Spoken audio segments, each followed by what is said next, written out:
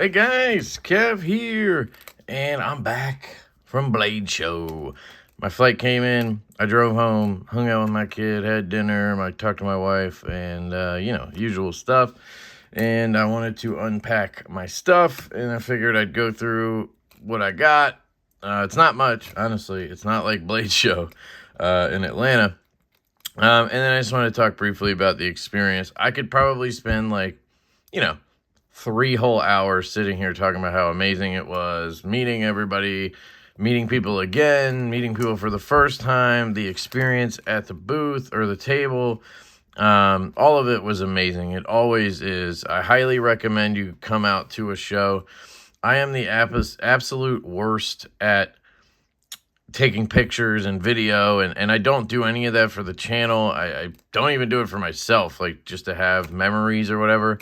I just kind of do it. I just absorb the experience and I have fun, and it's kind of like me getting a chance to have a little bit of downtime. It's honestly more work than most days, but it's just a different kind of thing, and I don't like to be on my phone with the camera and all that shit. I do that here. So anyway, that's why you're never going to get like crazy Blade Show footage from me. Plus, trying to have a table and do that would be insane.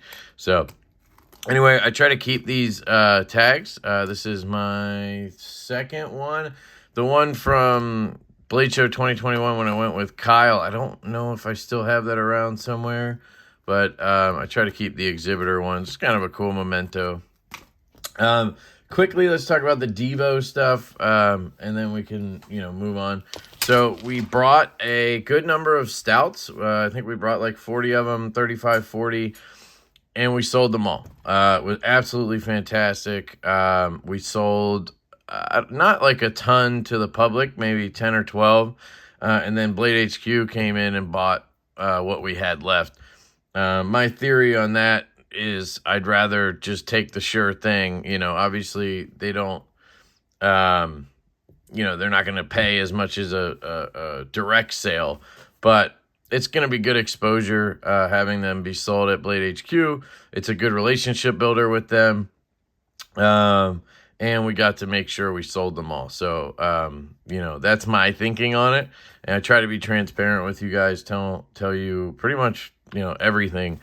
And that's kind of where we were at on that. We did have a few models on the table. So we, of course, had our Buzz model on the table, which is the newest one, the one we're doing the pre-order on the 15th at 1 p.m. That pre-order may be done by the time this video goes up. So we'll see. Maybe I'll try to get this up ahead of time because it's kind of a Blade Show recap. It is. So maybe I'll do that. But the reception to the Buzz was absolutely phenomenal. People really love this knife. And it just showed the people really enjoyed the ergonomic lines on this one. And that's probably my favorite thing on the knife is just how comfortable it is in hand. And then you have that unique top flipper, front flipper situation going on. I was just telling people it's like a Zippo pull when you go to flick it. Don't try to get it at the front here. You might hurt yourself trying to front flip it like that, but if you just grab this and pop it, that's the sweet spot, and then you can do the reach around. And so we had the Buzz, and people are excited about that. Pre-order is this Saturday, October 15th at 1 p.m. We really appreciate any and all support we can get for this one. It's a tough market right now. Obviously, I'm a little bit worried about it. A lot of things have changed since the stout pre-order in terms of, our economy and stuff like that. So we're hoping we can rally this one and get it into production. We are really excited to do that and get it in people's hands. It is my favorite of our designs so far. So I think Colin did an absolutely fantastic job on the original design on this, and then working together to tweak it. I think we really dialed it in, and we have a really cool knife here. So anyway, pick one of these up on pre-order. They'll be in Q1 23. That's the goal on those. So let me put that over to the side. And then we, of course, had the Growler model. These are a couple prototypes I have left. I did hand off some prototypes to reviewers to take home and, you know, do reviews on. This one, the pivot is a little beat up. These are really rough prototypes. But you can see this is the black wash finish that we're going to do on the Growler. And we're going to have the filler tab, so you'll have the reversible clip there. The micarta should look more like this. I asked them to make it a little drier because they really oiled it here. But you'll have these nice rounded edges like on this one. And then for color scheme, we're kind of going back to this. We're going to have this satin on all the hardware instead of the black. And then you'll just have black on the clip, the filler tab, and around on the pivot collar. And then all handles will look the same. And then you'll have the option of this black wash, this satin, or there's also a stonewash version of the knife. So that's the Growler. We had that, and guys, I gotta tell you, it's amazing just to see. Like, I would think, because this is my favorite of the designs, I would think people would be, you know, fawning over this one, and plenty of people people love this design. But there's just something about the Growler, it like speaks to everybody. I'm not going to lie, like, we probably could have sold like 500 of these things at Blade Show. It was insane how many people wanted to buy one. I think part of that is the price point, you know, it being a $85 knife retail, you know, probably makes a big difference when somebody tells you that when you're looking at it. You know, you're more likely to be like, ooh, I'll just take one, you know. So these will be available hopefully next month at White Mountain Knives, but that's the Growler. And then we actually got new prototypes from Kubi of the Mash design. So this is a design. We actually had the prototypes at Blade Atlanta from Kubi, but we didn't like them very much. I was pretty adamant that I hated those prototypes. There's just a lot of things that I think they could have done better. The blade to handle ratio was absolutely atrocious. The edge termination is still not good, but you know, we'll keep working on that. The clip was mounted from the rear, and it was this horrible clip, and the screw snapped off as soon as we tried adjusting it. So we switched it to a wire clip. You can see it's kind of angled with the milling here. And we changed the pivot to more of it's an actual CNC milled logo. I think we'd like to make that bigger if possible. And it is a hollow grind. I think it came out really well. You can see that blade to handle ratio is so much better. Before it was like back here. The handle was actually like half an inch longer. And that's what I really didn't like about it, was you'd go to flick it. And for me, I want the knife in my palm when I flick it, right? And on those prototypes, this would be like down here. And it just didn't feel right. You couldn't get a good grip on it to flick it. This is so much better. Feels great in the hand. It's a steel liner. So anyway, we're working this out. We're not sure what we're going to do yet. They just came in, and we actually have another OEM CMB making prototypes. So currently, we're debating. We're going to get an updated quote from Kubi. We may try to do 14C with the titanium, and maybe if we can keep that at like $150, maybe we could do that instead. And then we'd have sort of a budget knife, a mid-range knife, and we'd have premium knives. But we'll see what happens. I love the sheep's foot blade, reverse tanto blade. But you still get enough tip to make it usable, you know. Sometimes these reverse tantos get snubby. But the action on these is wonderful.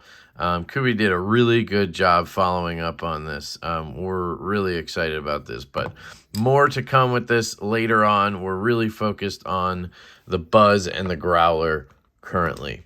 All right, and then the last couple of things with Devo. We had these patches available at Blade Show. They are up on the website again. I took them down just to make sure we didn't sell. You know, if we sold them all and then didn't have them, you know, I was just trying to be careful. So I did add them back to the site. If you want one of these patches, they're $11 on the website. I think they're $15 shipped. They're really cool. I really enjoy it. We had a lot of people pick them up. We had a good number of them. We're down to, you know, maybe 10 or 20 of these packs. So if you want one of these, go over to devoknives.com. There should be some on the website still. I'm probably going to pull them down for when we do the pre-order on the Buzz, just because I don't want people to order a Buzz and then this, and then I got to split the order. I don't know.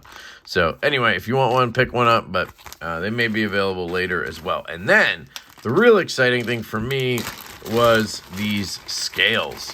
So this is the last of the backspacers, by the way, and one of these is sold. So we have, I don't know, 3 or 4 backspacers left in Mokutai.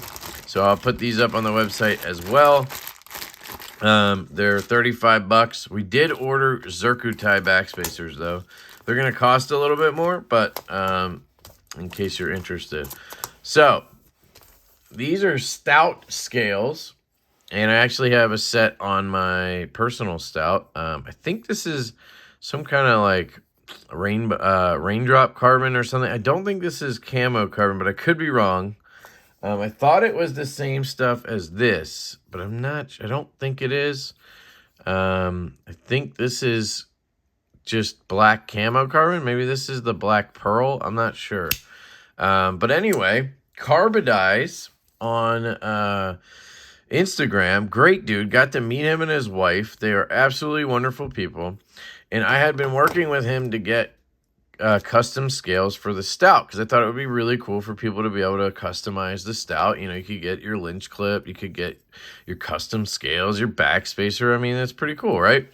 So he came to the show. He's a local guy in Utah, and he brought us like 10 sets of scales. So the way it's going to work is when he has time, if he has time, he's going to make however many sets he can, ship them to us. We'll pay him directly, and then we will sell these on our website. I was hoping that we could do it where he would sell them one-on-one to you guys. Just, you know, so that way you can just get exactly what you wanted. Maybe it would be a little cheaper, whatever. But he just does not have the bandwidth. He's just slammed at work. He barely was able to get these done, and dealing with one-on-one sales on Instagram is just not something he can do. And I completely understand. I know exactly how that feels. So we're going to buy them in bulk, hopefully, and we will sell them on our website, and we'll do our best to keep that price point down. We were able to sell these at the show for $80. I don't know what they'll be on the website. At least these here will be $80, but later on, I don't know, because he kind of gave us like a show special. So we'll see what our pricing is, and we're going to go from there. Anyway, we still have these blue ones. So this is a blue camo carbon. It looks a lot better outside of the Ziploc there. So you got this blue color, and then you have this green color right here. Got some greens in it. And then you have this set, which this is actually a test set. So this was, I think, the first set he made. And I say it's a test set because he didn't have the screws sit as deep on these as they do on these. So the screw might stick up just a little bit. I'm not sure. So these will be a little bit cheaper if we end up getting them on the site. But you have this cool, I think this is lava flow, but I'm not positive. Fat carbon, and then you have the camo carbons right here. But I could be wrong, honestly. These could both be fat carbon, or they could all be camo carbon. I'm just not sure. But we will probably be posting these sets on the website soon.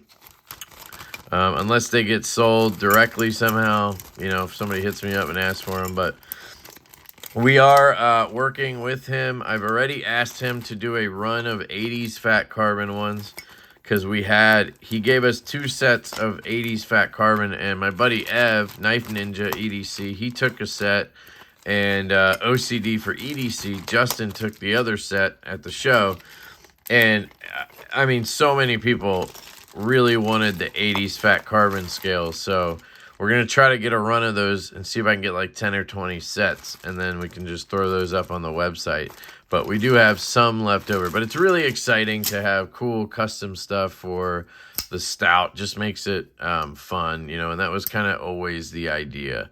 So anyway, that's Devo. Sorry for the super long intro there. So what did I buy, right? The first thing I bought was on day one. I went over and talked to...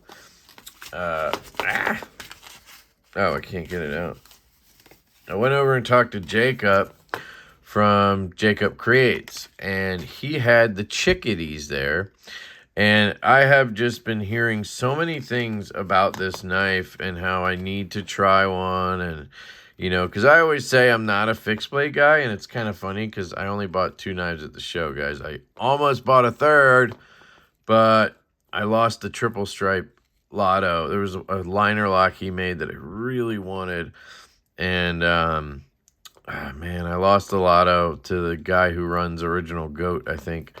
And I'm still a little pissed because, like, I really didn't want to spend $700, but I don't know. There was just something about that knife, and the fact that a 16-year-old made it was just crazy. He was really cool to talk to, so I talked to Triple Stripe Knives and his mom. Shout out to his mom. Really cool lady. But anyway, I picked up a Chickadee. So you guys have been telling me to try one of these, and I finally did. This is a hand-ground Magna Cut version. And this guy is in, again, Magna Cut, but it's at 64 to 65 HRC. Not that I really know what that's going to do, but I hear that's optimal, and I hear that he's, like, really pushing the envelope on the Magna Cut heat treat, and people are excited about it. So it's the Salt Lake Chickadee. So this is the show exclusive Chickadee. Blade is Magna Cut, handle blue canvas, sheath white Kydex, and then HRC 6465. And I picked up the hand ground. I think it was $240. I think it was like $220 or something like that for the machine ground. But just check this out. It is tiny, guys. I mean, like, let me grab my baby Barlow out, in case you have one of these. I mean, it's smaller than a baby Barlow. Oh, no. All right, the pivot is not a good place to line these up. So there you go. They're about the same size, honestly. So if you have a baby Barlow, you know what I'm talking about. But I can still get a full grip on the baby Barlow. So it's kind of like, you know, it's not a big deal to me. Grab a knife everybody has or might have. Do I have a Nimble here? Nimble? Smaller knife, I figure might be a good comparison.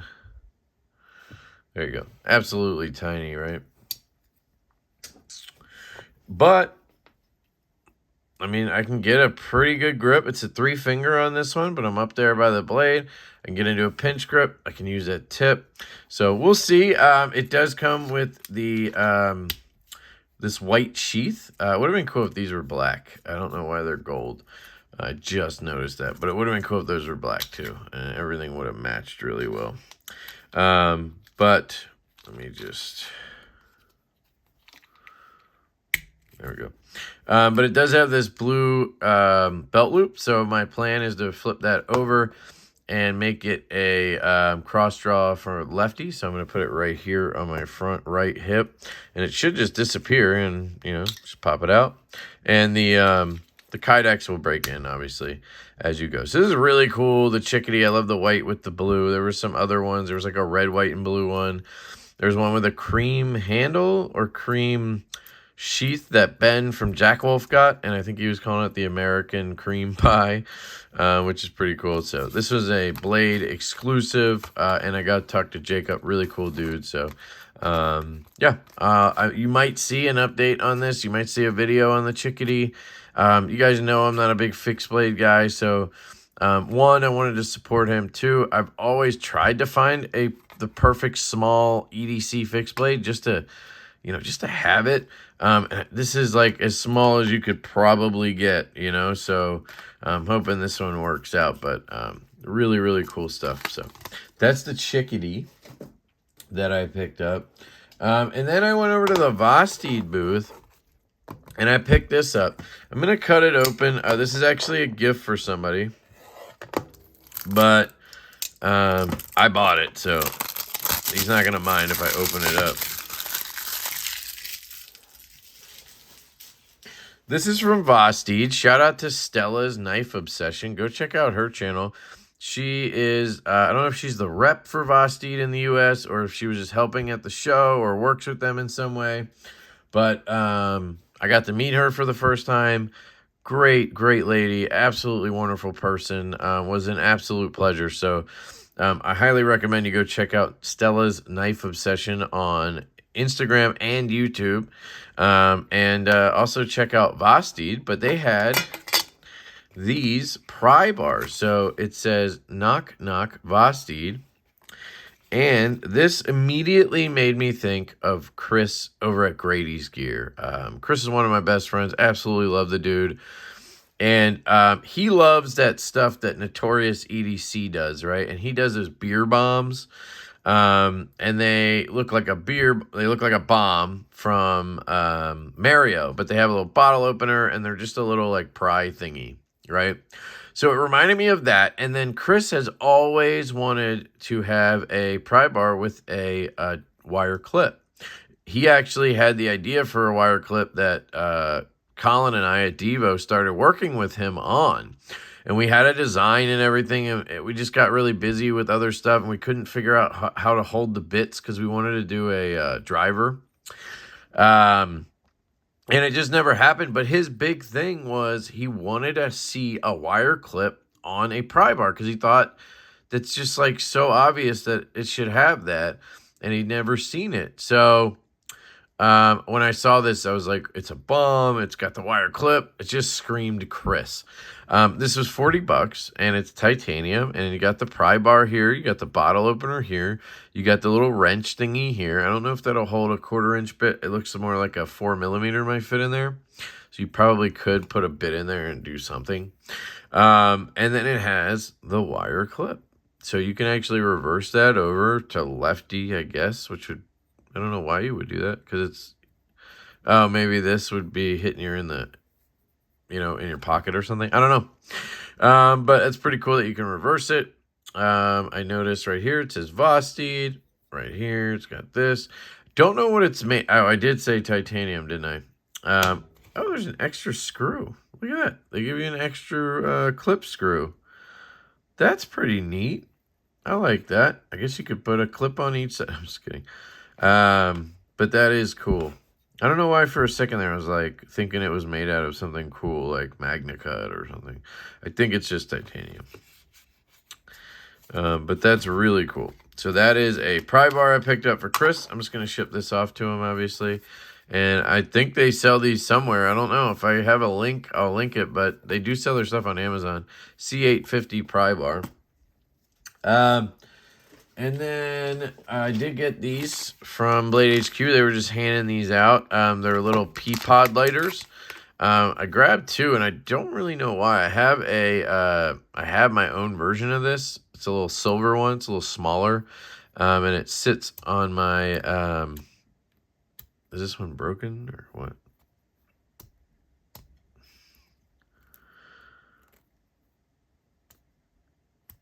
I think it's broken.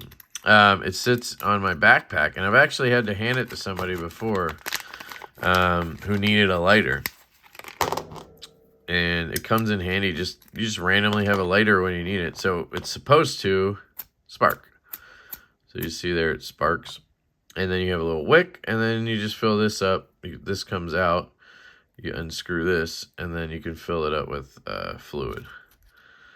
So that's how these work. I am going to just throw this right into the giveaway pile. This one seems to be broken, so guess, yeah, it's just my finger dragging, right?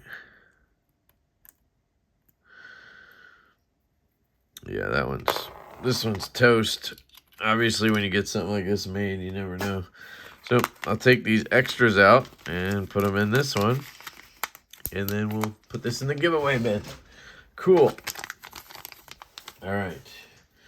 Then I went over to Dogwood Customs.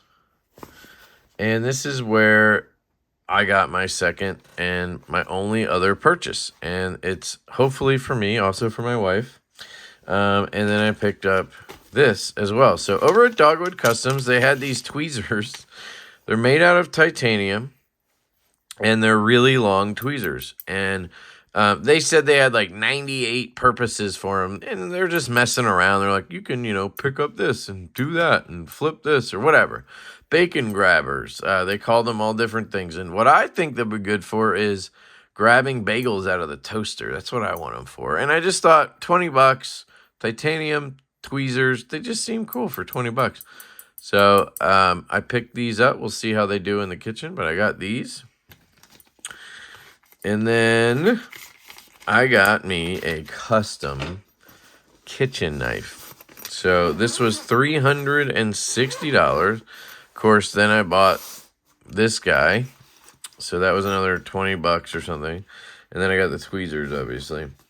So you get a Dogwood Custom Knife sticker. That'll go in the giveaway bin or whatever bin.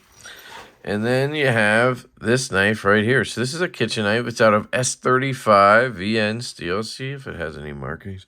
Just says Dogwood Custom Knives right there. I don't think he marks the steel. And this is actually made out of a hemp seed or hemp tree, I don't know, something, micarta, I guess. Hemp tree micarta. You can see the crazy, let me zoom in. You can see the crazy layers of this stuff in there.